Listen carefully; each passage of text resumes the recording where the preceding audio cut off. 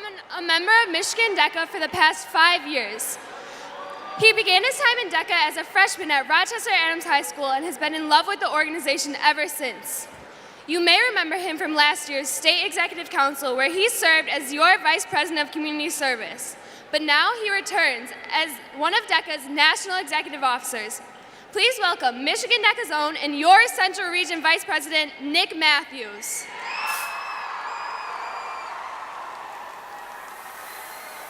Can we please get a round of applause for Emily Stando and the rest of your state officer team? Now, I was presented the opportunity to give a speech tonight to all of you, and I could have been funny and entertaining, and most everyone in here would have left feeling pretty good. But I thought we could, make a little bit better use of our time tonight. And well, let me ask, would it be all right if I shared something a little more personal? You show me your 5 best friends, and I'll show you your future. I'll show you your how many? Best friends, and I'll show you your members of Michigan DECA. I'm happy to be back for my 5th and final Michigan DECA SCDC. You may remember me from last year, where I stood on stage telling you I was going to run for DECA Executive Office, and well, I won. And I have to start by saying this dream of mine would not have come true had it not been in part for your passion and your support during the venture. So thank you, Michigan DECA, for being my home away from home. Now, in my 5 years in DECA, I've met many incredible people and heard many incredible stories, and tonight I'd like to use my time to share with you one member's story in particular. I had to get his permission in advance to share certain things, but my friend Joseph is happy to share his message with you through me. Now, Joseph is someone I've known for a while. Okay, this is where it gets kind of personal, right? We went to the same middle school, we went to the same high school, so I've been able to see him grow.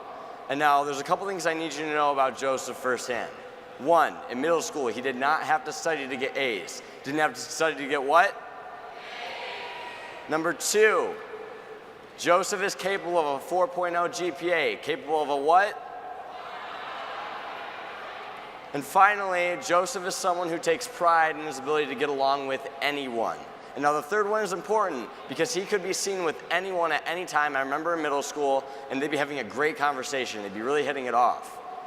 But then high school rolls around, and we all know we all like to get in our little cults, right? You know who they are. The DECA kids are definitely one of them. But this was bad news for Joseph because he didn't have one group to go to. He'd be hanging out with a ton of different people in school, but he was never invited to hang out after school or during the weekends. And now this made him desperate to find a group. And when he did, well, these kids weren't making great decisions. But Joseph was at a dead end, so friends they became. And then sophomore year came around. Now Joseph is skipping classes.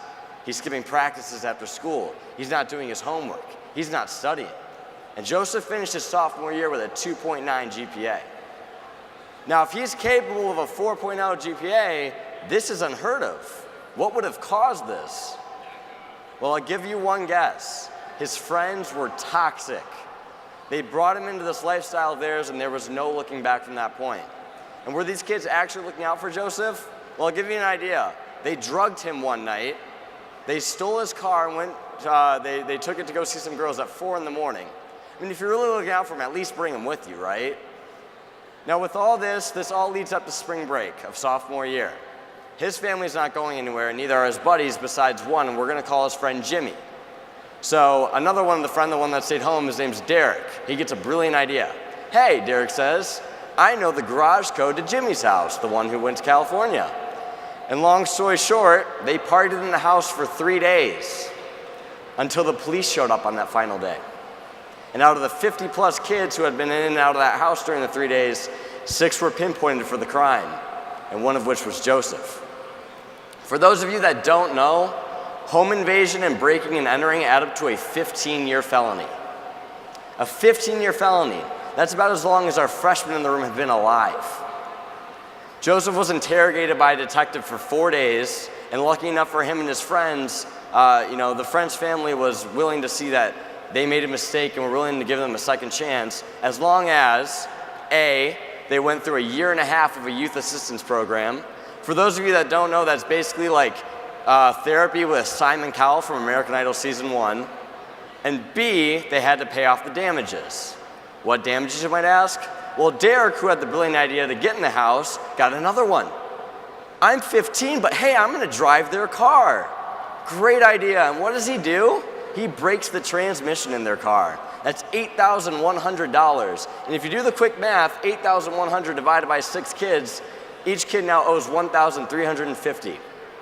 So now Joseph is a sophomore, doesn't have a job, he owes his dad $1,350. I couldn't begin to tell you the repercussions he faced at home. You know how your parents sometimes say, I'm not mad, I'm just disappointed? Well, imagine them being beyond both of these. Like, that's an understatement. And there were plenty of well-deserved punishments that I will spare sharing with you. But one in particular occurred over the summer. Now, this is a time where, as we know, we typically catch up on the sleep that we lost during the school year, right? But Joseph had to get up at 7 a.m. every morning to run with the cross-country team. 7 a.m. In the summer, 7 a.m. And for the first 2 weeks, it was a serious struggle. And I think his mom even dumped water on him at one point when he refused to get up. But then he started to get up on his own. And then he made some friends. And then he was pairing up with some soccer kids. And Joseph played soccer at the high school. So they all started conditioning together. And during that summer, something changed in Joseph, which was ignited by the traumatic experience he faced after spring break. He then went on to make the varsity soccer team and started a handful of games for the third best team in the state of Michigan. And then in arguably the most difficult year of high school, he 4.0 junior year. And then of course he was in DECA. As someone who had only made it to the state conference during his first 2 years, Joseph took on a written project on his own and qualified for ICDC after beating his competition by 30 points. But Joseph was also inspired to run for state office and was elected to Michigan DECA's Team 72 as your Vice President of Community Service. And now he stands in front of you as one of DECA's executive officers.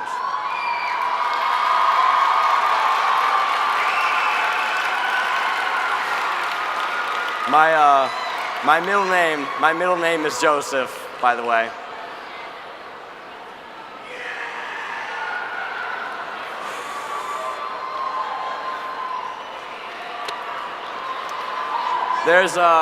There's 2 things I want you as an audience to take away from this speech tonight.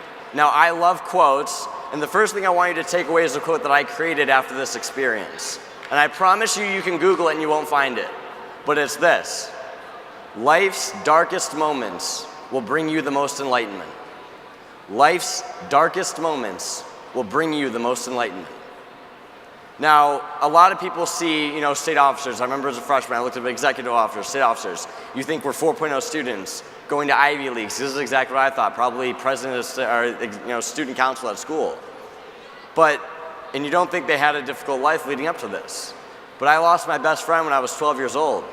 My mom was diagnosed with breast cancer when I was a freshman. And you see, no matter what person puts on a face in front of you, we all are tested by the hardships of life. And within them, we find life's greatest tests. I know many of you have either indirectly or directly been affected by loss, or even with severe illness. But this is how we grow as a human. This is where our mind expands its horizons. So the next time you're faced with one of life's tests, and it better not be a 15-year felony, embrace those moments, because in these moments, we grow as a human. Now, the second and final thing I want you guys to take away from tonight is about the people that you surround yourself with. Take a moment right now and look at the people sitting around you. I know, awkward eye contact, right? But these are your chapter members, your friends, your advisors. Now ask yourself if these are the people that you want to see yourself having a future with. Here's my advice to you. Never spend your present time with a person that you don't have a future with. So if I don't see myself with you tomorrow, don't call me today. I realized that after spring break because I don't keep in contact with any of those other 5 people anymore. Remember what I said at the beginning. Show me your how many best friends and I'll show you your. Let me show you what Joseph's future would have looked like when we look at the bigger picture, right? The 5 other kids pinpointed were Joseph's best friends at the time, which isn't hard to believe since they started the party. So one of them is a drug user at U of M, funny enough. Another one was kicked out of his parents' house. still using drugs, lives in his friend's basement. One was almost sent back to Africa by his friends, crazy partier. Another one, same thing, kicked out, dropped out of high school, has been to prison. I think he's got a warrant out for his arrest. And then another one is doing construction, still, not in school right now, still doing construction. And what does he spend his money on? I really don't even have to tell you. So do me a favor right now. I want you to mix those 5 current situations into one. I want you to make a mental image of what my or Joseph's future would have been. You know, the scariest thing is not the future that you're thinking of, but the fact that if we had gotten away with what we did, and if I didn't have the 2 best parents in the world, that future would have been my reality.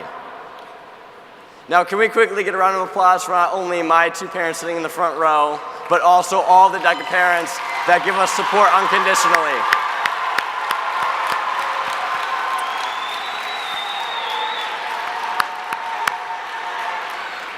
Now you show me your 5 best friends and I'll show you your future. You've got to aim higher.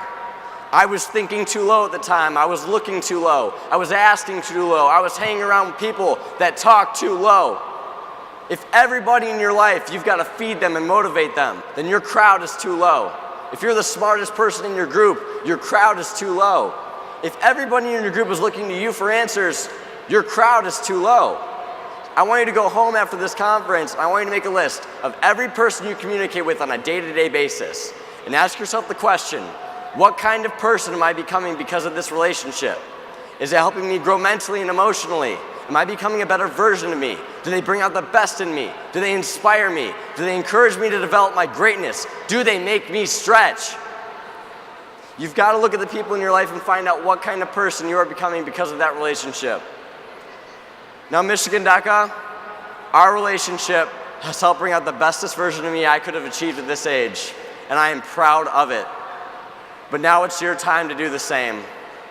And with my final moments on the Michigan DECA stage, I'd like to reiterate that these past 5 years have been the journey of a lifetime, and I am forever in debt to you, Michigan DECA. Because of you, I am ready for it, whatever it may be. Thank you.